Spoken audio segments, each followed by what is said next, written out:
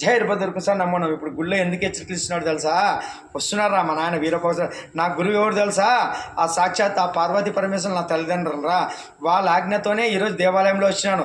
8-9 ఏళ్ళు అయింది. ఇప్పుడు 4 ఏళ్ళు ఏం తెలియదు, ఏదో అమాయకంగా పూజ చేసుకుంటూ పోయినా. 4 ఏళ్ళ తర్వాత మా నాయన శరీరం తీసుకున్నాడు కాబట్టి అప్పటి నుంచే కర్మ సిద్ధాంతం చెప్పుకుంటూ వచ్చినాడు. మాంసం తినకూడదు, మాంసం తింటే శరీరం నశిస్తాయి, మూగుజాలు ఉసురు తగులుతుంది, తస్మజాతి ఇప్పుడు BP, sugar, heart attack, heart surgery, kidney కాళ్ళ నొప్పులు, కీళ్ళ నొప్పులు, కిడ్నీలు అన్నీ యాక్సిడెంట్, పక్షపాతము, క్యాన్సర్ అన్నీ మాంసం నుంచి ఎక్కువ వస్తున్నారా. ఎందుకంటే అప్పుడు తాత ముత్తాతలు ఎక్కువ తినలేదురా.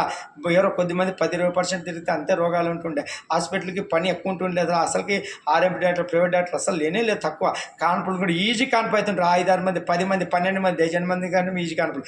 ఈరోజు మన పిల్లలకి అంతా మాంసం పెట్టి, గుడ్లు పెట్టి కర్మలు తెచ్చినాం కాబట్టి పొద్దు గడ్డి తినిన ఆవులు కానీ మేకలు కానీ ఈజీ కాన్పులు అవుతుంటాయి. మనం అంతా మన జీవాలు తిన్నందుకు, మాంసం తిన్నందుకు సిజరింగ్లో కాన్పులు అవుతుంది. ఇదే తెలుసుకోవాలి, ఇదే కర్మ సిద్ధాంతం అంటే. జై వీరభద్ర.